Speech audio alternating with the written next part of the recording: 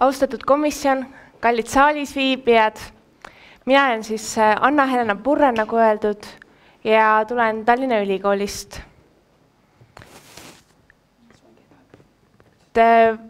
Freesväljad on turbalad ja turbalad on kõik turbalasundiga kaetud maastikuosad, hoolimata siis nende seisundist. Ehk siis hoolimata sellest, kas neil turvast tekib juurde või ei teki. Ja seega kuuluvad sinna turbalade hulka ka looduslike soode kõrval ka tugevalt inimtegevusest mõjutatud alad. Ja soodel on väga palju tähtsaid funktsioone. Nad seovad süsinikku, neil on vee puhverdamisvõime, samuti kasvavad neil unikaalsed taimekooslused. Nad on olulised rekreatsiooni poolest, võib-olla paljud teist on jalutanud seal, aga ka hariduse seisukohalt.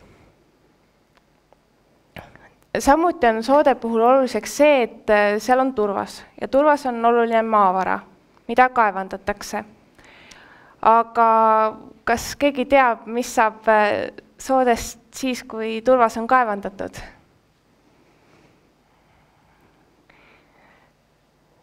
Ei ole tõusaid käsi.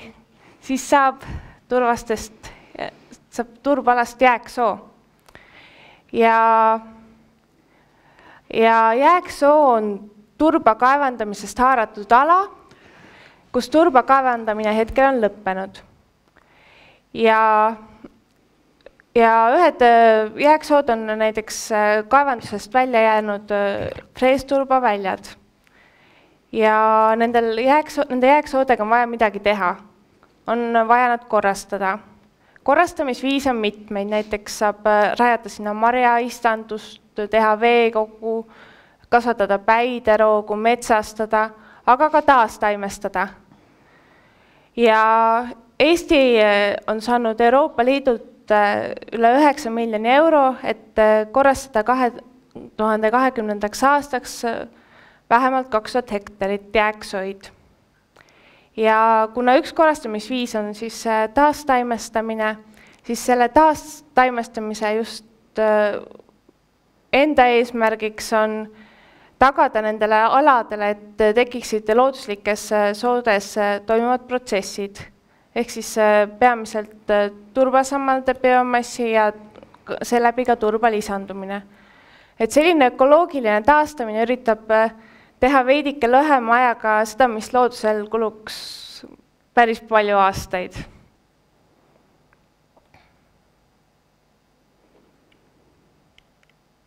Minu töö eesmärk on siis võrrelda taastaimestamise edukust taimse biomassi ja selle taimerühmade vahelise jaotuse alusel 3 katsealal.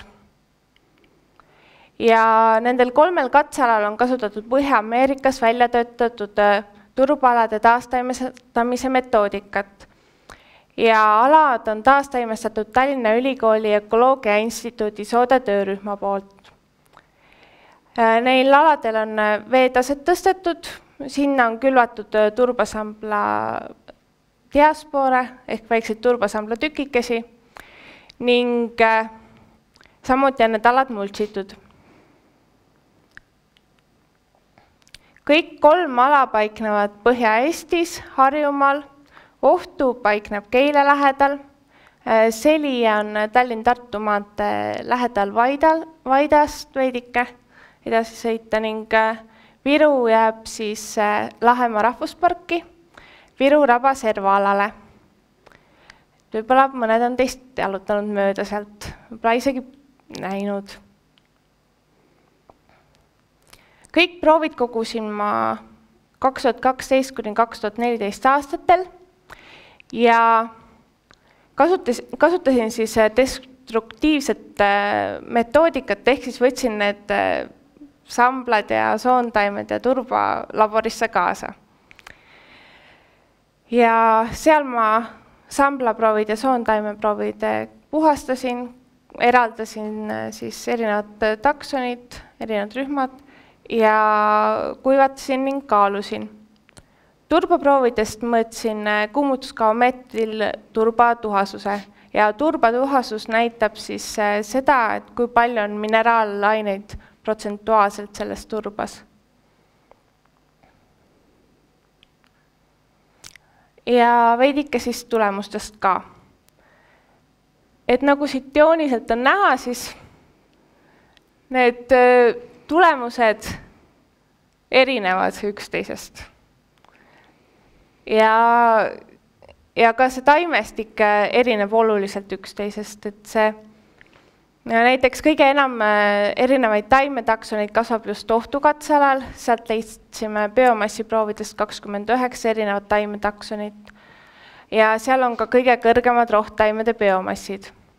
Viru katsealal seest on küll need biomassid üldiselt on päris madalad, siis seda just soontaimede arvelt, aga sammalde biomassid, sealhulgas ka turbasammalde biomassid on sellel katsealal kõige kõrgemad. Ja seal kasvas 17 erinevat taimetaksonit ja need liigid, mis seal kasvasid, olid sellised, mida me kohtame ka väga palju looduslikes rabades jalutes, näiteks sookail või tuppvilpea. Ja selikatseala seest võib uhkustada päris kõrge soontaimede biomassiga, aga seal see biomassi moodustab peamiselt kanarpikk, ka kaski on päris palju ja see sammalde biomass, mis see sambla kate, kui üks eesmärke selle ala taastaimestamisel, on päris madala biomassiga. Ja võib tekkida õigustatud küsimus, et miks, et millest need erinevused tulevad. Ja mina pakuksin ühe võimalikuna või kahe võimalikuna välja näiteks alal oleva veetaseme ja turbatuhasus, et muidugi neid põhjuseid võib olla väga palju ja nendest võibki jääda rääkima.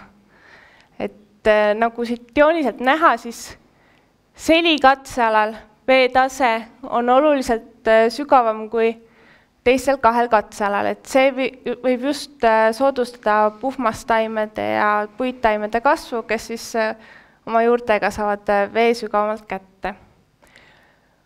Teine selline näite on just see turbatuhasus ehk see mineraalaine osakaal.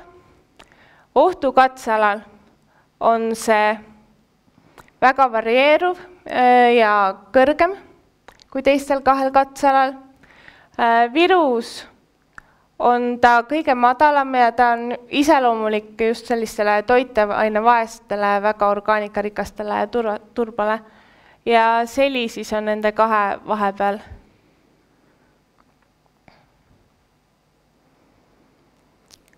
Teine asi, mida me uurisime, on samblakülvid.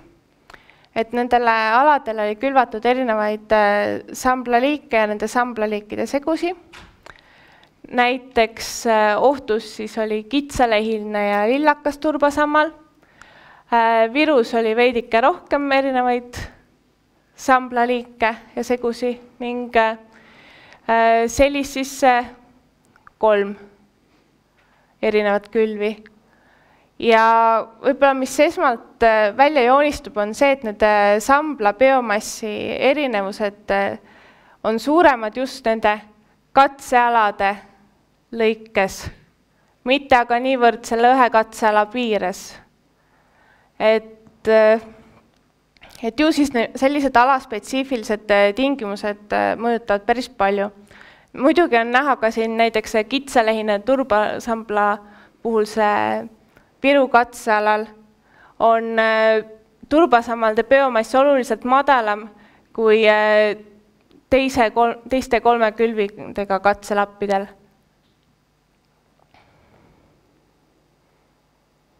Kokkuvõtvalt siis võiks tuua välja, et see taimede biomass erineb katsealati. Et rohkem sammaltaimi on näiteks sellel Viru katsealal, soontaimi ja ka selikatsealal. Ja selliseid väiksemaid erinevusi on nende alade vahel veelgi. Ja samalt üldist biomassi mõjutavad eelkõige just need alaspetsiifilised tingimused, nagu näiteks siin pool käsitletud veetase ja turbatuhasus. Aga siiski on mõningaid erinevusi nendes erinevate külvide lõikes samalde biomassis. Ja seega minu poolest selline asi, mida võiks rõhutada, on see, et kui seda korrastamisviisi valida, kui on võimalik valida ja jõuda juba selle tasemeni, et sa neid alaspetsiifilisi tingimusi saad võrrelda, siis kindlasti seda võimalust kasutada, et võib-olla igale poole ei tasu kõike teha. Ja aitäh kuulamast ja küsimusi. Aitäh Anna-Helenale ja pöördun kohe komisjoni poole küsimuste kommentaaride lõigus.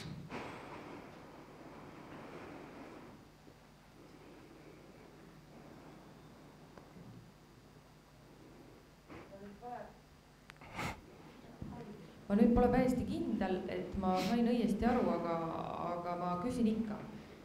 Kas ma sain kõigepealt õigesti aru, et kõikidele katsealadele ei külvatud 3 ühesugust samad? Jah, need katsealad olid jaotatud katselappideks ja siis külvati erinevatel katselappidel olid erinevad samblakülvid. Aga miks siis erinevad? Miks mitte kõigile ühtemoodi? Just et kui ühtemoodi külvata, siis oleks ainult üks näitaja, mida võrrelda, et siis siin juhul saab võrrelda ka seda külvi enda samblakülvi edukust.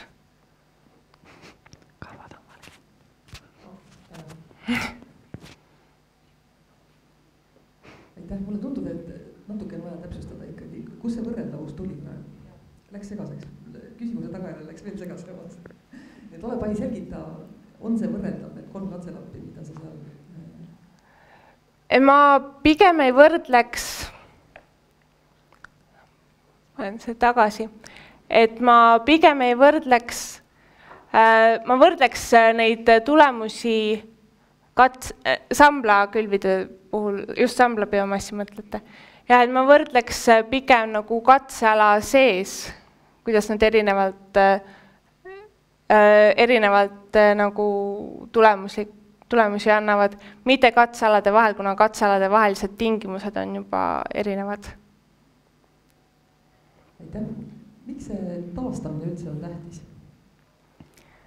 Taastamine on tähtis sellepärast, et esmalt õigusaktidest muidugi tuleneb see, et on vaja korrastada ja looduskaitsealadel on taastaimestamine ainuvõimalik. Teisalt on oluline see, et need freesturbaväljad, mis siin esimesel pildil on, et nendega tegelikult nad jäävadki suhteliselt sarnasesse seisu enamasti. Et seal mingit taimkatet väga ei teki, sealt eraldub atmosfääri süsinikku ja me ei saa alasi jätta lihtsalt niimoodi, nagu nad on.